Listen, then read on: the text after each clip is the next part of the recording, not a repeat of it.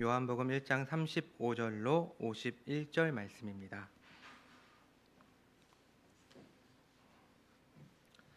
신약성경 143페이지에 있습니다. 요한복음 1장 35절로 51절 말씀. 저와 여러분이 한 절씩 교독하여 읽고 마지막 51절은 함께 읽도록 하겠습니다. 또 이튿날 요한이 자기 제자 중 두 사람과 함께 섰다가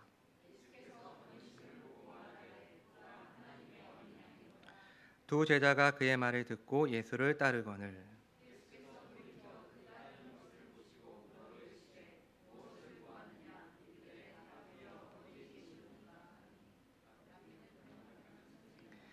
예수께서 이르시되 와서 보라. 그러므로 그들이 가서 계신 데를 보고 그날 함께 거하니 때가 10시쯤 되었더라.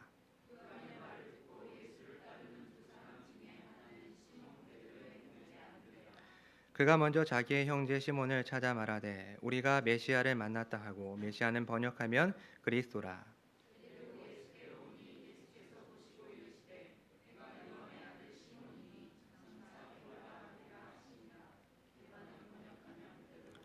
이튿날 예수께서 갈릴리로 나가려 하시다가 빌립을 만나 이르시되 나를 따르라 하시니, 빌립이 나다나엘을 찾아 이르되 모세가 율법에 기록하였고 여러 선지자가 기록한 그 일을 우리가 만났으니 요셉의 아들 나사렛 예수니라.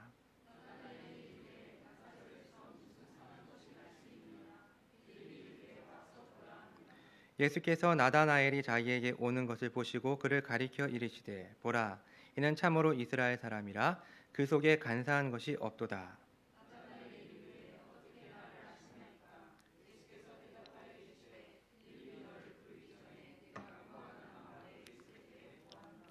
나다나엘이 대답하되 라피여, 당신은 하나님의 아들이시요 당신은 이스라엘의 임금이로소이다.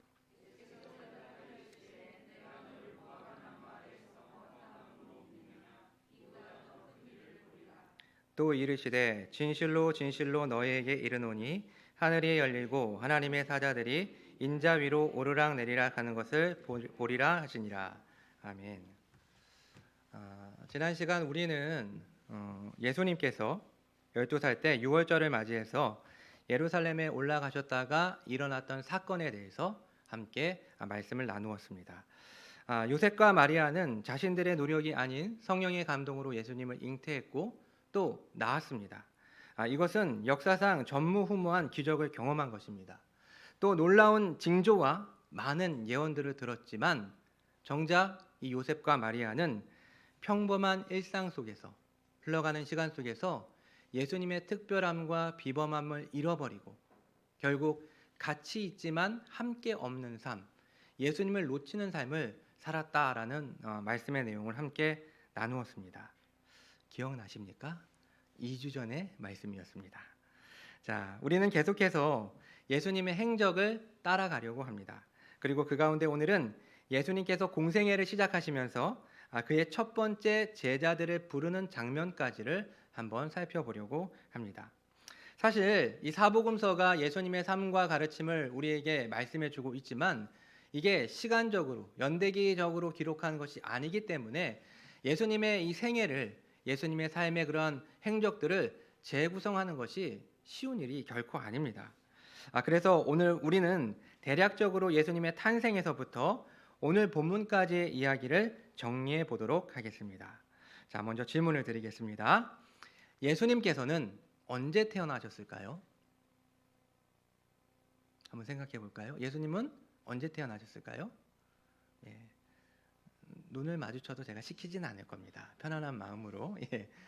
우리가 상식적으로 생각하면 영년 12월 25일 날 태어나셨을 것이다 라고 생각할 수 있겠지만 사실 예수님이 정확하게 언제 태어났는지는 아무도 알 수 없습니다. 그런데 성경을 보면요, 예수님이 헤롯이 다스리던 때에 선지자들의 예언에 따라서 베들레헴에서 태어났다라고 기록하고 있습니다. 그런데 이 고대 역사가인 요세푸스의 기록에 따르면 예수님은 헤롯 대왕이 죽기 얼마 전에 탄생하셨다라고 해요. 그러니까 예수님이 탄생하시고 나서 얼마 안 있다가 헤롯 대왕이 죽은 것이죠. 그리고 일반 세속의 역사는 이 헤롯 대왕이 죽은 해를 BC 4년으로 기록하고 있습니다. 그러니까 정확하게 얘기를 하면 예수님은 BC 4년 그 전에, 그리고 BC 6년 요 사이에, BC 4년과 BC 6년 사이에 태어난 것이다 라고 생각해 볼 수가 있습니다. 그렇다면 왜 BC 6년은 왜 나온 것일까요? 예수님께서 태어나셨을 때 동방 박사들이 방문을 하죠. 예루살렘을 방문을 해서 헤롯에게 묻습니다. 유대인의 왕이 태어난 곳이 어디입니까? 라고 하니까 예루살렘이 소동했다라고 얘기를 하죠. 그런데 꿈의 지시하심을 받고 동방 박사들이 헤롯에게로 가지 않고 본국으로 돌아가게 되었고, 기다리고 있다가 헤롯이 이제 화가 나가지고 결국에는 베들레헴 지경에 있는 인근 지역에 있는 2살 이하의 사내 아이들을 다 죽이라고 얘기를 합니다. 그렇기 때문에 이 2년이라는 것은 대략적으로 이 맥시멈으로 이 BC 6년까지 예수님의 탄생 기점으로 생각해 볼 수 있다라는 그런 의견인데, 사실은 상당수의 사람들은 BC 4년 그 언저리에서 예수님이 태어나셨을 것이다라고 생각을 하고 있습니다. 자, 그렇다면 예수님의 공생애는 언제, 얼마만큼의 시간 동안 이루어졌을까요? 누가복음 3장 23절에 따르면 예수님께서 가르치심을 시작한 것이 30세쯤 되었다라고 기록하고 있어요. 그러니까 대략 30세에 예수님이 공생애를 시작하신 것입니다. 그럼 몇 년 동안 예수님이 공생애를 하셨을까요? 1년, 2년, 3년? 예. 요한복음에 나타난 유월절을 기준으로 했을 때 약 3년 반 정도 예수님이 공생애를 하셨다라는 것을 알 수가 있습니다. 요한복음 2장 13절을 보면 유대인의 유월절이 가까운지라, 요한복음 5장 1절을 보면 그 후에 유대인의 명절이 되어, 요한복음 6장 4절을 보면 마침 유대인의 명절인 유월절이 가까운지라, 그리고 요한복음 11장 55절을 보면 유대인의 유월절이 가까우매라고 기록되어 있어요. 그러니까 이 네 번의 유월절을 통해서 예수님이 대략적으로 3년 6개월 정도 공생애를 사셨다라는 것을 우리가 추정을 할 수가 있는데, 물론 요한복음 5장 1절에 유대인의 명절을 유월절로 생각하지 않는 사람들이 있습니다.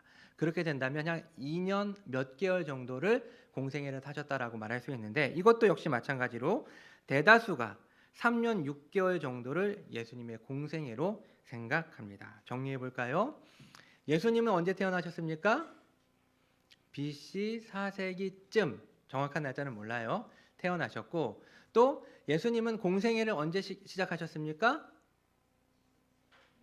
이것으로 계산해 본다면 AD 26년쯤 공생애를 시작하셨다라는 것을 알 수 있겠고, 예수님은 몇 년 동안 공생애를 사셨습니까? 3년 6개월 정도를 공생애를 사셨다라는 것을 알 수가 있습니다. 자, 이렇게 예수님께서는 AD 26년경 본격적으로 사역을 시작하셨는데, 나사렛 집을 떠나서 요한이 세례를 베풀고 있었던 요단강 건너편 베단이라는 곳으로 가셨고, 그곳에서 요한에게 세례를 받으셨습니다. 그리고 세례를 받은 직후에 예수님께서는 광야로 가셔서 40일 동안 금식하시면서 마귀에게 시험을 받으셨고, 또 그 광야의 시험이 끝난 이후에 다시 돌아오셔서 그 일주일간의 기록을 오늘 요한복음 1장 19절부터 2장 11절이 기록하고 있어요. 자, 정리해 볼까요? 예수님이 세례 요한으로부터 세례를 받으셨고, 광야로 가셔서 40일 동안 금식하시면서 마귀에게 시험을 받으셨고, 그 금식과 시험이 끝난 다음에 일주일간의 기간을 요한복음 1장 19절로 2장 11절이 기록하고 있다라는 것이죠. 그럼 그 일주일간의 삶 한번 정리해 보겠습니다. 먼저 첫째 날은 예루살렘에서 파견된 제사장과 레위인들이 세례 요한에게 찾아와서 너는 누구냐라고 이야기를 하죠. 그러자 세례 요한은 나는 그리스도가 아니다 라고 말하면서 이사야의 예언을 들어서 나는 주의 길을 평탄케 하기 위해서 광야에서 외치는 자의 소리다라고 이야기를 합니다. 그랬더니 계속해서 그들이 질문을 합니다. 그렇다면 너는 왜 세례를 베푸느냐라고 이렇게 질문을 하죠. 그랬더니 세례 요한이 너희 가운데 너희가 알지 못하는 한 사람이 섰다라고 얘기하면서 자기에게 집중된 이 시선을 예수님께 돌리는 것을 볼 수가 있습니다. 그리고 둘째 날이 되었습니다. 요한은 자신에게 오고 있는 그 예수님을 바라보면서 세상 죄를 지고 가는 하나님의 어린 양이다라고 말씀하면서 그리고 저분은 하나님의 아들이다라는 놀라운 고백을 하게 됩니다. 그리고 셋째 날과 넷째 날이 오늘 우리가 살펴보려고 하는 요한복음 1장 35절부터 51절까지의 내용이고, 그리고 3일 후가 이제 요한복음 2장 1절부터 11절까지 기록되어 있는 가나의 혼인잔치. 그러니까 이 유대 지역에서 이제 3일 길을 가셔서 이 갈릴리 가나라는 곳까지 이동을 하셨고, 거기에서 가나의 혼인잔치에서 뭘로 바꿉니까? 포도주를 물로? 아닙니다. 물을 포도주로 바꾸는 첫 번째, 가나에서 첫 번째 기적을 행하시는 것을 우리가 볼 수가 있습니다. 그럼 오늘은 방금 전에도 말씀드린 바와 같이 요한복음 1장 35절로 51절을 통해 예수님께서 금식하신 후에 이 셋째 날과 넷째 날에 어떠한 일을 하셨는지를 한번 살펴보도록 하겠습니다. 먼저 본문 35절은 이렇게 시작하고 있습니다. 또 이튿날 요한이 자기 제자 중 두 사람과 함께 섰다가 라고 말하면서 오늘 본문이 시작됩니다. 전날 세례 요한은 예수님에 대해서 세상 죄를 지고 가는 하나님의 어린 양이라고 말했고, 또 하나님의 아들이라는 고백을 했습니다. 그리고 그 다음 날 세례 요한이 제자 2명과 함께 서 있었는데 예수님이 다시 자기에게로 오시자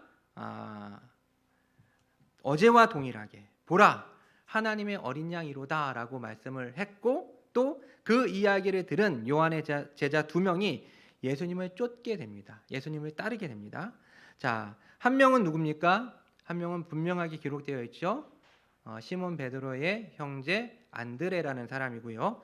다른 한 명은 본문에서는 명확하게 기록하고 있지는 않지만 대다수가 요한일 것이라고 이야기를 합니다.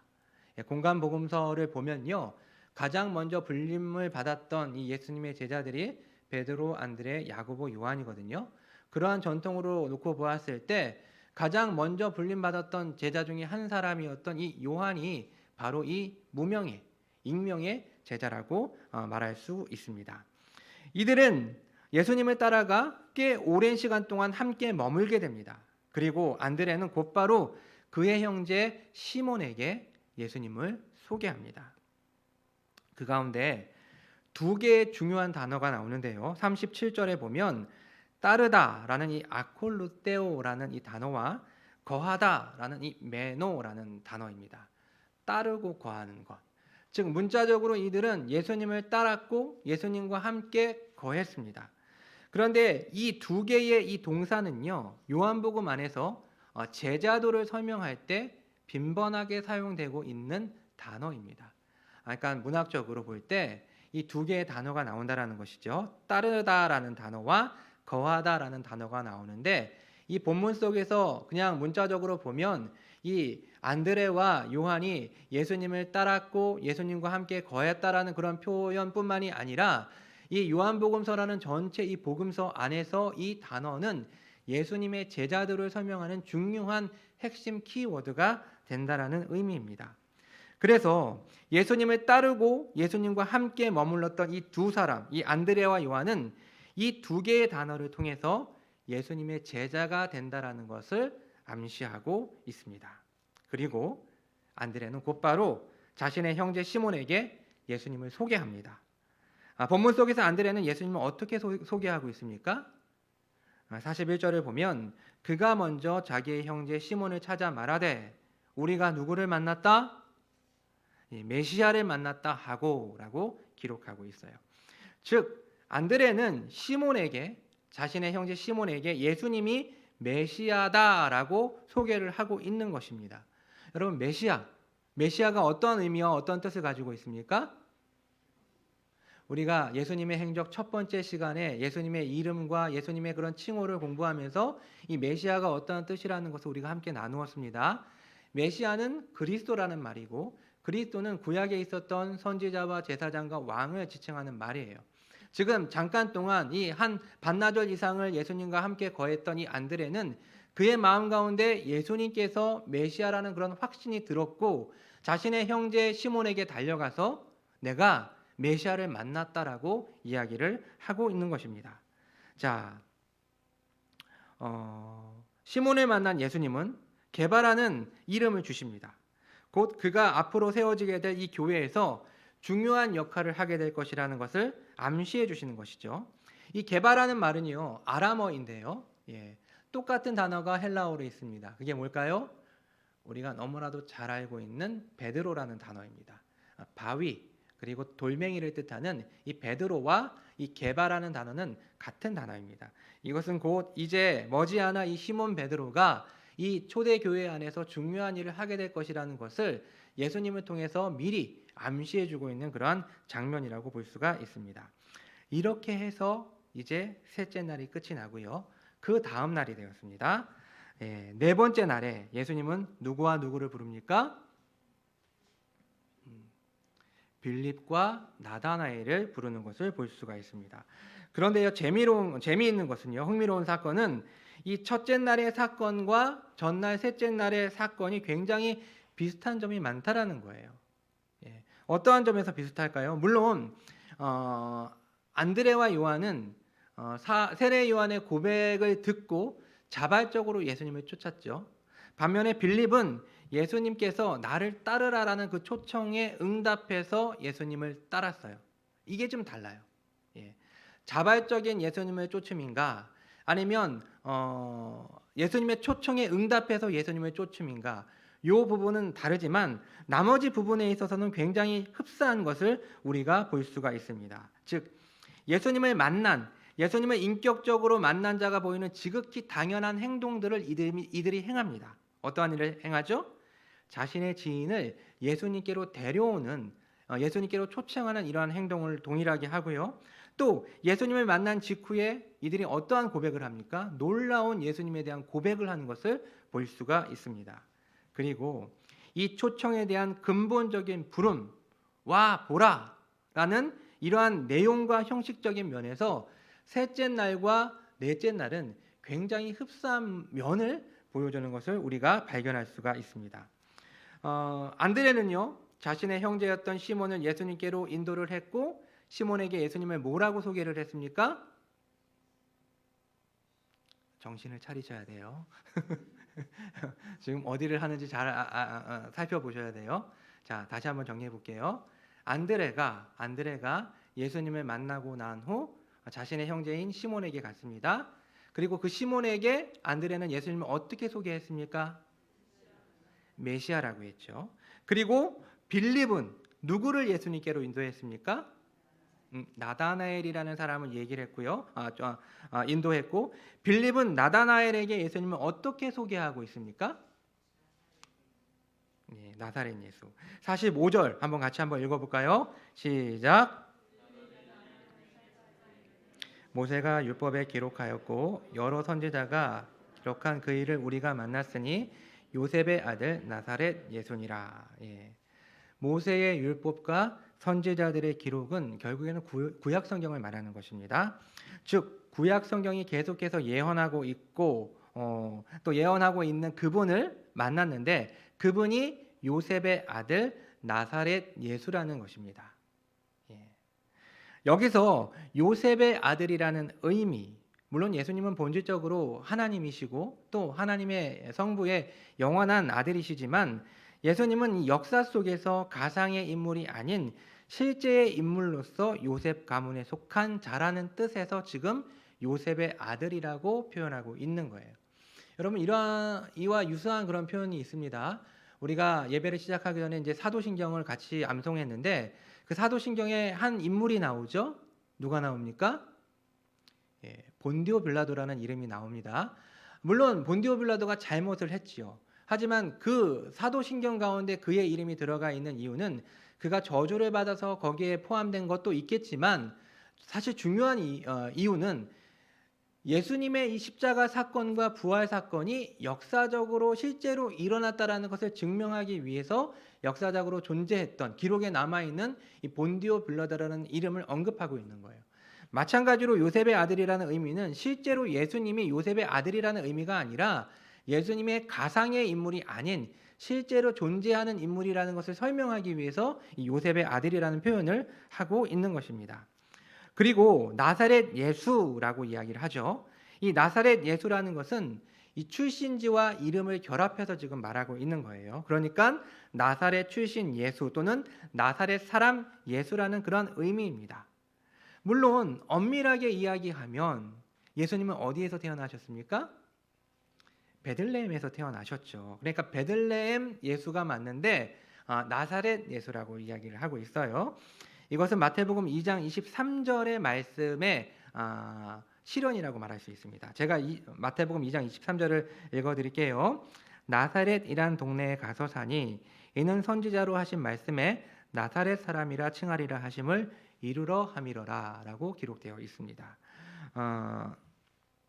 이 말씀처럼 마태복음 2장 23절 말씀처럼 어린 시절의 대부분을 나사렛에서 보냈기 때문에 예수님은 그 호칭, 그 별칭이 나사렛 사람이라는 그런 호칭이라고 불려지게 된 것입니다. 자, 이와 같은 빌립의 예수님에 대한 진술을 들은 나다나엘은 뭐라고 반응을 했습니까?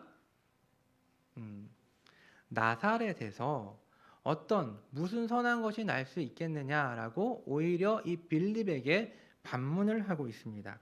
사실 이것은요, 이 나다나엘이 이 나사렛을 무시하거나 냉소적인 말로 지금 하고 있는 것이 아니에요. 이 나다나엘은요, 성경을 알고 있었던 전형적인 유대인이었고 또 구약 성경에 직접적으로 이 나사렛이라는 지명이 언급되어 있지 않기 때문에 이 메시아와 이 나사렛과는 아무런 상관이 없다라는 것을 알고 있었기 때문에 이와 같은 말을 했었던 것이죠. 게다가 이 나다나엘이라는 사람은 갈릴리 지역의 이 가나라는 지역 출신이에요. 그리고 이 가나는 이 나사렛에서 한 6km 정도 떨어진 가까운 동네, 비교적 가까운 동네에 살고 있었던 사람입니다.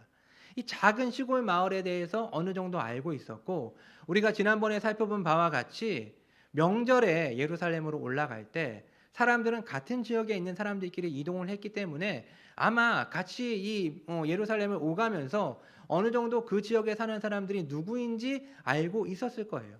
그러니까 자기가 알고 있는 바로는 그 나사렛이라는 동네에서 어떠한 인물이 나거나 성경이 예언하고 있는 그런 인물이 나올 것이라고 나다나엘은 생각하지 못했던 것이죠. 나다나엘의 이와 같은 반문에 빌립은 뭐라고 말을 했습니까? 와 보라 라고 이야기를 합니다. 무슨 설명과 무슨 논쟁이 필요하겠습니까? 직접 와서 예수님을 만나보라는 거예요. 이제 예수님은 자신에게 다가오고 있는 이 나다나엘을 보았습니다. 그리고 이렇게 말씀하십니다. 이는 참으로 이스라엘 사람이다. 그 속에 간사한 것이 없다. 그러자 나다나엘이 말합니다. 어떻게 나를 아십니까? 그러자 예수님이 빌립이 너를 부르기 전에 네가 무화과 나무 아래에 있을 때에 보았다라고 말씀하셨고, 이에 나다나엘은 놀라며 예수님에 대한 고백을 하게 되죠. 우리 49절 한번 같이 한번 읽어볼까요? 시작. 나다나엘이 대답하되 라삐여 당신은 하나님의 아들이시요 당신은 이스라엘의 임금이로소이다. 그런데 사실 이 나다나엘이 이 무화과 나무 아래에서 무엇을 하고 있었는지, 그리고 예수님이 어떻게 이것을 알고 있었는지 오늘 본문은 정확하게 우리에게 말해주고 있지 않습니다. 이 자료를 보면요, 이 무화과 나무 아래라는 이런 표현은요, 당시의 묵상과 기도와 성경을 연구한다라는 그런 표현으로 사용이 되었고, 또 성경을 보면 솔로몬 시대의 번영과 메시아 시대의 은혜를 상징하는 표현이기도 했습니다.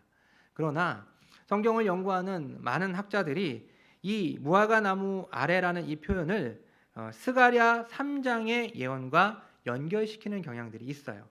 스가랴 3장 8절로 10절이 바로 그것인데요. 스가랴 선지자는요, 싹이라는 그 메시아를 상징하는 이미지를 통해서 이 땅의 죄악이 하루 만에 순식간에 사해진다라고 없어진다라고 묘사를 하고 그날에 각각 포도나무와 무화과나무 아래로 서로 초대할 것이라고 예언을 하고 있어요. 이게 무슨 말인가? 이 싹이라고 상징된 싹이라고 표현된 이 메시아가 이 땅 가운데 오면 이 땅의 모든 제약이 사라지고 사람들은 메시아 나라의 그 풍성한 열매를 이 포도나무 아래, 이 무화과나무 아래에서 즐거운 파티를 하게 될 것이다. 그 풍요로움을 맛보게 될 것이다. 라는 그와 같은 예언인 것이죠. 그래서 아마도 정확한 것은 아닙니다. 이 나다나엘이라는 사람은 무화과나무 아래 앉아서 메시아를 기다리고 메시아의 도래를 꿈꾸고 있었을지도 모르겠습니다. 그러나 분명한 것은 그가 그곳에서 그 무화과나무 아래에서 딴짓을 하거나 졸거나 딴 생각을 하거나 어떤 개인적인 용모를 본 것이 아니라 하나님과 긴밀한 관계 속에서 아주 비밀스러운 그런 어떠한 행위를 하고 있었고 예수님이 그것을 초자연적인 능력으로 알고 그것을 간파했던 것이죠. 그러자 나다나엘은 굉장히 놀라워하면서 예수님에 대한 고백을 하게 된 것입니다. 라비요, 당신은 하나님의 아들이시오. 당신은 이스라엘의 임금이로소이다라고 고백을 하게 된 것입니다. 그리고 이제 나다나엘의 고백에 예수님이 말씀하십니다. 우리 50절, 51절 한번 같이 한번 읽어보겠습니다. 시작.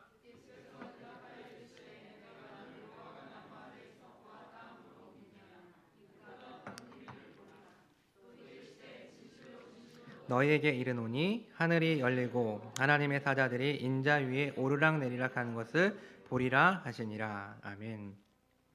자, 그렇다면 나다나엘이 보게 될 이 큰 일이라는 것은 과연 어떠한 것을 의미하는 것일까요?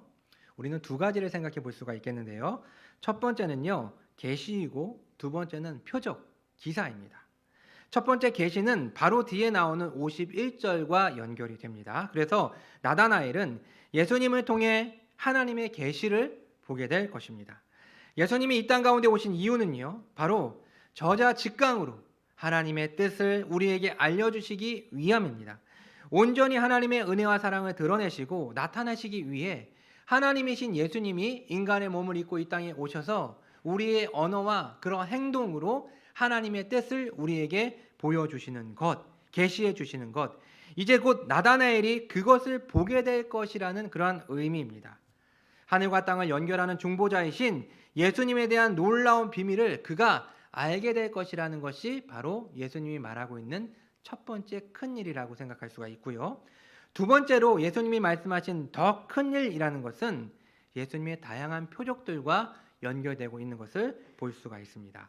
아까도 언급했지만 이 나다나엘이라는 사람은요, 가나 사람입니다. 그리고 예수님은 가나에서 두 번의 표적을 보여주시죠. 2장 1절로 11절에서 혼인잔치에서 물로 포도주를 바꾸는 그러한 표적을 보여주시고 4장 43절로 54절에서 왕의 신하를 고쳐주시는 이 가나에서 보여주시는 두 번째 표적을 보여주세요. 이 표적이 나타나는 바, 표적이 의미하는 바는 무엇입니까? 단순히 어떠한 쇼를 보여주고 사람들의 어떤 시선을 주목시키는 그런 역할을 표적이 하는 것이 아니라 이 표적을 통해서 예수님이 하나님의 아들이자 메시아라는 것을 분명하게 보여주시고 그를 통해서 제자들이 더욱더 예수님에 대한 확신을 얻게 하는 그런 장치로서 이 표적이 사용되는 것을 우리가 볼 수 있습니다. 그러니까 나다나엘이 보게 될 더 큰 일이라는 것은 예수님에 대한 계시와 예수님이 직접 행하시게 될 이 표적이라는 것을 우리는 알 수가 있습니다. 그리고 예수님은 계속해서 진실로 진실로 너희에게 이르노니 하늘이 열리고 하나님의 사자들이 인자 위에 오르락내리락 하는 것을 볼 것이다 라고 말씀을 하세요. 우리는 이 말씀에서 하나의 장면을 떠올리게 됩니다. 어떤 장면입니까? 예, 그렇죠.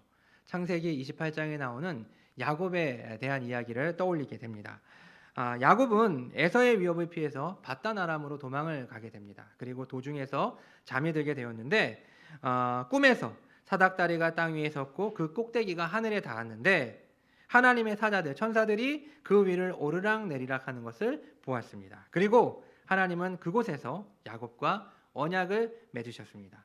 그런데 오늘 예수님은 이 야곱의 이야기에 자신을 대입시켜서 말씀하고 있어요. 야곱이 꿈을 꾸며 하나님의 언약을 맺은 곳이 이 베델이라는 곳인데, 베델의 뜻은 무엇입니까? 하나님의 집이라는 뜻을 가지고 있습니다. 자, 야곱의 꿈이 시사하고 있는 바는 계시의 장소, 즉 하늘과 땅이 연결된 지점을 묘사하는 것입니다. 그리고 예수님은 이 이야기를 통해서, 즉 야곱의 이야기를 구체화시키면서 바로 자신이 그 장소가 되시겠다라고 말씀을 합니다. 즉 하늘과 땅을 연결하는, 하나님의 계시를 이 땅에 증거하는 베델이 자기 자신이라는 것을 우리에게 말씀하고 있는 것입니다. 말씀을 한번 정리해 보도록 하겠습니다. 우리는 예수님의 삶의 궤적, 이 행적을 계속해서 쫓고 있습니다. 그리고 오늘 우리가 살펴본 본문은 요한이 쓴 복음서, 즉 요한복음 안에서 우리는 예수님의 모습을 살펴보고 있습니다. 그런데 아시다시피 이 복음서들은 나름의 특징과 그리고 기록 목적을 가지고 있습니다. 때문에 우리가 이 복음서들의 특징을 고려하면서 말씀을 상고해야 정확한 그 의미를 알 수가 있죠. 사실 요한복음은 분명한 목적을 갖고 기록된 성경입니다. 어떠한 목적을 갖고 있습니까? 그게 크게 두 가지로 우리가 볼 수가 있는데, 첫 번째는 회심이에요. 회심을 위해서 기록된 성경이 바로 이 요한복음입니다. 요한복음 20장 31절을 보면 이렇게 기록되어 있어요. 제가 30절 31절 읽어드릴게요. 예수께서 제자들 앞에서 이 책에 기록되지 아니한 다른 표적도 많이 행하셨으나 오직 이것을 기록함은 너희로 예수께서 하나님의 아들 그리스도이심을 믿게 하려 함이요 또 너희로 믿고 그 이름을 힘입어 생명을 얻게 하려 함이니라. 아멘. 즉 이 요한은요, 이 복음서를 읽는 사람들이 예수님이 하나님의 아들 그리스도라는 것을 알게 됨으로써 그 예수의 이름을 힘입어서 영생을 얻게 하려는 목적으로 이 요한복음서를 쓴 거예요. 영생과 이 회심을 위해서 이 복음서를 쓴 것이죠. 두 번째로 요한은 이 복음서를 통해서 예수 그리스도의 제자가 된다는 것이 무엇인지를 우리에게 알려주기 위해서 이 요한복음을 기록했습니다. 사실 이것은 이 첫 번째 목적, 이 회심과 영생을 위해서 내가 이것을 기록했다라는 것처럼 명시적으로 드러나지는 않습니다. 내가 요한이 이 요한복음을 쓰면서 너에게 제자도가 뭔지 알려주기 위해서 내가 이것을 썼어라고 기록한 본문은 없어요. 그러나 오늘 서두에서 이야기한 바와 같이 예수님과 두 제자 안드레와 요한의 만남에서 사용되었던 이 따르다, 아콜루세오와 거하다, 이 메노라는 이 두 단어가 반복되어서 이 요한복음 안에서 사용되고 있음을 우리가 알게 됨으로써 우리는 요한이 예수님의 제자도에 대한 가르침을 주기 위해서 의도적으로 이 초대 교회가 가지고 있었던 자료들을 선별적으로 사용을 해서 이 복음서를 기록했다라는 것을 알 수가 있습니다. 이 두 번째 목적이 다른 복음서들과 이 요한복음이 크게 차이 나는 그런 특징이라고 말할 수 있습니다. 즉, 이 요한복음은 예수님의 제자도에 대한 분명한 가르침을 우리에게 설명해 주고 있는 것입니다. 이 두 가지의 기록 목적과 관련된 흥미로운 점을 우리는 요한복음 속에서 발견할 수가 있습니다. 요한의 글은요, 이 복음서를 쓰면서 계속해서 독자들을 염두하는 그런 장치들을 우리에게 보여주고 있어요. 특별히 오늘 본문을 봐도 1장 51절에 이러한 말씀이 있습니다. 또 이르시되 진실로 진실로 너희에게 이르노니 보리라 하시니라. 다시 한번 읽어드릴게요. 제가 51절 전체를 읽은 건 아닙니다. 또 이르시되 진실로 진실로 너희에게 이르노니 보리라 하시니라.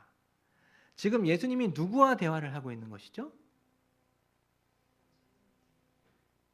정신을 차리셔야 돼요.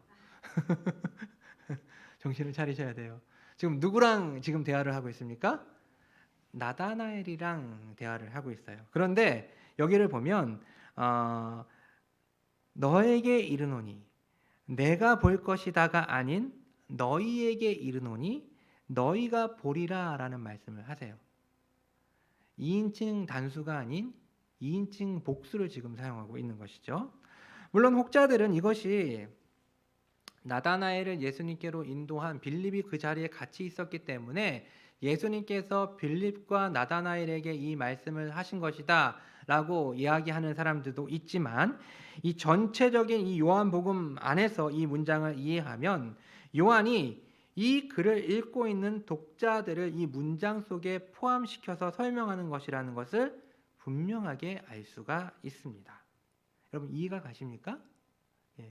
요한은 계속해서 이 요한복음서를 기록하면서 자기가 이 복음서를 쓰게 되면 이것을 누군가가 읽게 될 것이라는 것, 그 초대교회 신자들이 읽게 될 것이라는 것을 염두에 두고 계속해서 그런 장치들을 이 요한복음서에서 보여주고 있는 거예요.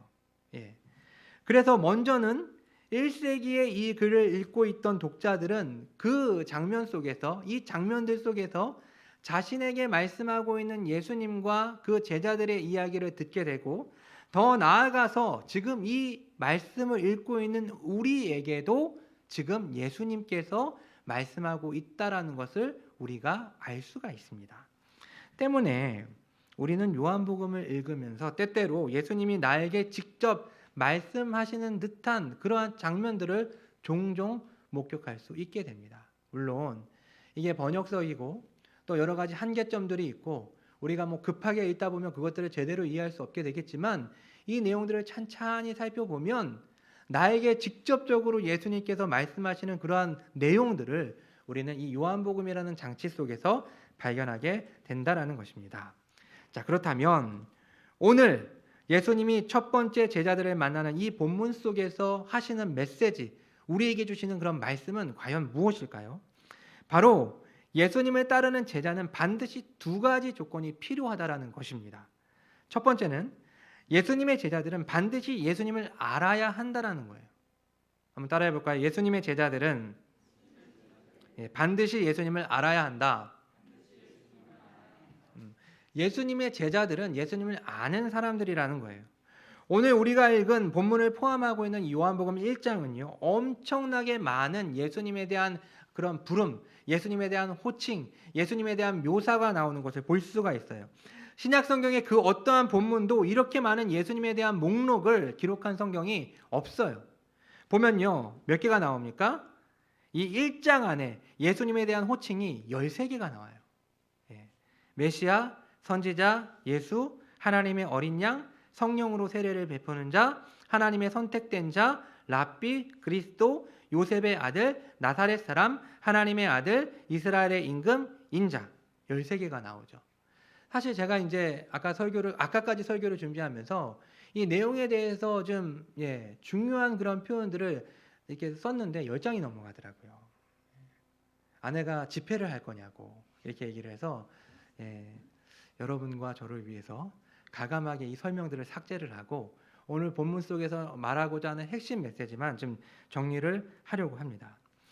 예수님의 사역 초기에 예수님을 따르는 사람들이 예수님이 누구인지에 대해서 이렇게 풍성한, 게다가 정확한 표현을 했다라는 것은 굉장히 놀라운 일입니다. 하지만 물론 이 사람들이 자신의 입으로 이것들을 고백했지만 아직까지 자신이 한 고백에 대한 정확한 의미를 알고 있지는 못했을 것입니다.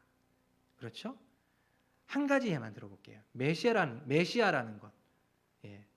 이 예수님의 제자들이 예수님이 십자가에 달리시기 직전까지 혼동하고 있었던 이 메시아라는 그 이미지는 무엇이었습니까?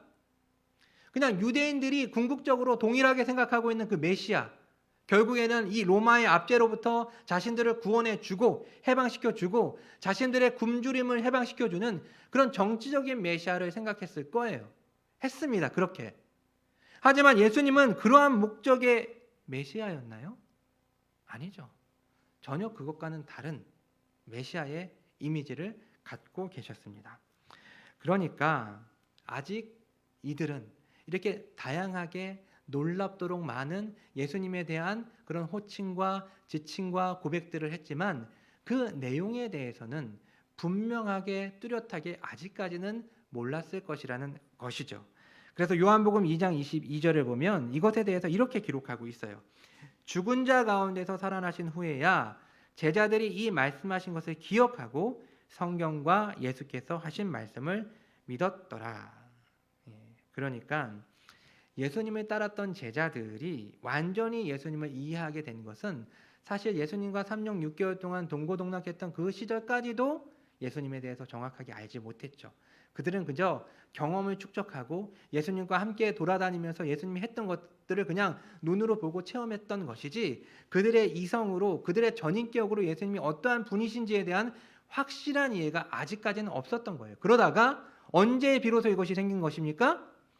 예수님이 부활하신 이후에. 그리고 좀 더 정확하게 설명을 한다면 성령께서 이 땅 가운데 오셔서 그것들을 이해시켜 주시고 깨닫게 해 주심으로써, 그것에 대한 조명을 주심으로써 분명하게 그 내용을 이해할 수 있게 된 것입니다. 그러나 우리가 본문에서 발견할 수 있는 이 메시지는 예수님을 믿는 자가, 즉 예수님을 따르는 제자가 된다라는 것은 예수라는 이름의 한 인물을 아무 생각 없이 맹목적으로 따르는 것이 아니라는 것입니다.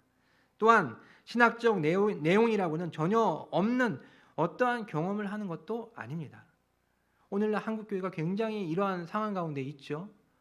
사람들은 근본적으로 어떠한 의지하고 믿는 그러한 그 대상을 필요로 하는 존재입니다. 종교의 씨앗이라는 것이 사람에게 있기 때문에, 하나님을 의존하고 하나님을 따랐던 그런 흔적들이 남아 있기 때문에 사람들은 믿어야 돼요. 그런데 교회 안에 있지만 향방 없이 믿음을 이렇게 흔드는 사람들이 있죠. 이런 사람들은 사실은 교회가 아니어도 돼요. 예. 다른 종교에 가도 되고 저 무속신앙을 가더라도 그들의 믿음을 충족시킬 수 있을 것입니다. 또한 어떠한 경험을 쫓아 살아가는 사람들, 신학적인 어떠한 내용이라고는 전혀 볼 수 없는 어떠한 경험을 추구하는 사람들, 그래서 성경을 읽는 것보다는 내가 기도하면서 어떤 신비로운 것들을 체험하고 어디 기도원에 가서 누구에게 영험한 분에게 안수를 받는 이런 것을 추구하는 그러한 신자들, 이거는 참된 제자로서의 바른 행동이 아니라는 것입니다.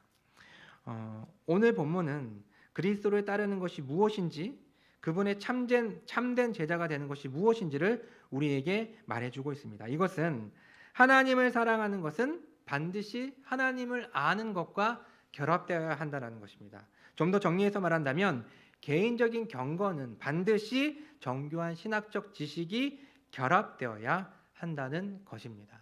이러한 상태가 바로 예수 그리스도를 바르게 알고 있는 상태라는 것이죠. 두 번째 예수님을 따르는 제자의 조건 가운데 두 번째는요, 예수님의 제자들은 예수님과 만난 사람들이에요.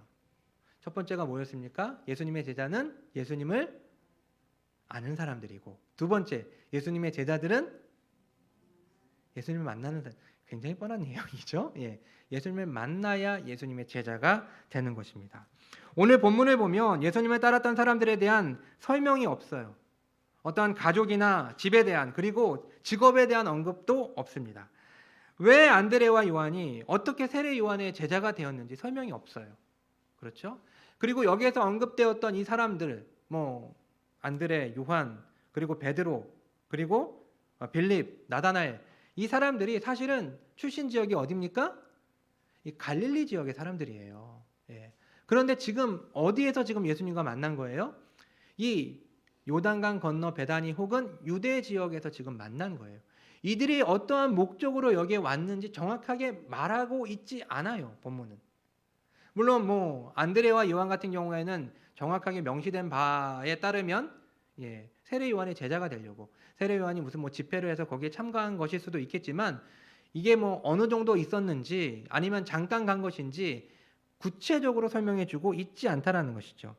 이 이야기의 초점은 단 한 가지입니다. 그들이 예수님을 만났고 예수님의 제자가 되었다라는 것, 이것밖에는 명확한 내용이 없어요.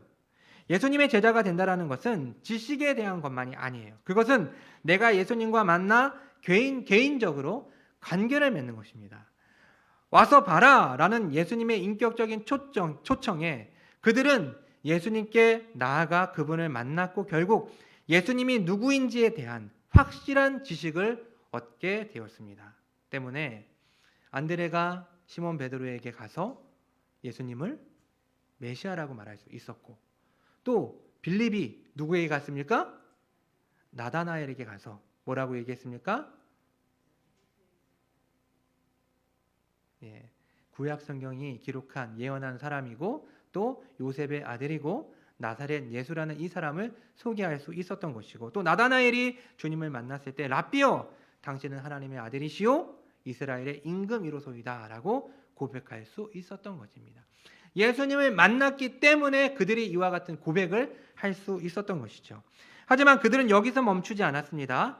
자신의 경건과 자신의 신학적 이해가 결합되었을 때, 즉 예수님을 사랑하는 것과 예수님을 아는 지식이 결합되었을 때 그들은 다른 사람들을 진리이신 예수님께로 인도했고 그것을 경험해 보라고 강하게 도전할 수 있었습니다.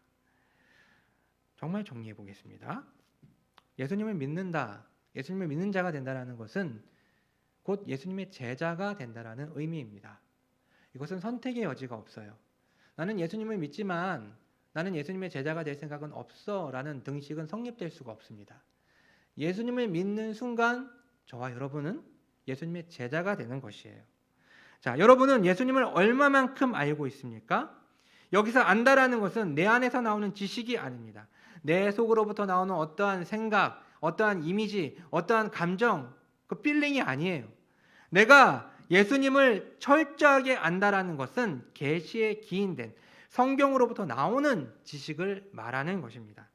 오늘 예수님과 만났던 제자들이 예수님에 대해 놀라운 고백을 할 수 있었던 것은 그들이 직관적으로 예수님을 보고 그렇게 고백을 할 수 있었던 것이 아니에요. 이들은 계속해서 이 메시아에 대한 고대하는 마음, 기대하는 마음을 가지고 있었고 유대인으로서 기본적으로 구약 성경의 내용을 이해하고 있었던 사람이에요. 그러니까 구약 성경을 통해 알고 있는 자신의 언어로 예수님에 대한 고백을 할 수 있었던 것입니다. 그들의 묵상과 머릿속에서 직관적으로 떠올린 것이 아니죠. 결국 우리가 예수님을 알기 위해서는 성경을 통해서 우리에게 보여주시는, 비춰주시는, 계시해 주시는 예수님을 알아야 합니다. 우리가 맥체인 성경을 계속해서 읽고 있습니다. 아직 연초입니다. 그렇죠? 한 달밖에는 지나지 않았어요. 여러분이 말씀의 사람이 되어서 이 말씀으로 충만하게 채워질 수 있었으면 좋겠습니다. 여러분, 왜 우리가 넘어지고 왜 우리가 여러 가지 실수를 하게 됩니까? 다른 이유가 아니에요. 여러분, 컵에 다른 것이 들어올 수 있는 여지가 있으면 쉽게 들어오지만 그 컵이 가득 채워져 있으면 다른 것은 들어올 여지가 없습니다. 우리의 생각과 우리의 사고가 하나님의 말씀으로 가득 차 있다면 다른 여러 가지 유혹거리와 우리를 넘어뜨리는 것들이 우리 안에 들어올 수가 없습니다. 여러분이 하나님의 말씀을 묵상함으로, 하나님의 말씀을 계속해서 반복하여 읊조림으로써 그 말씀 속에 젖고 그 말씀의 사람이 되어서 우리의 생각과 우리의 사고와 우리의 표현이 하나님의 말씀에 근거한, 하나님의 말씀에 잇된 그와 같은 삶을 살 수 있었으면 좋겠습니다.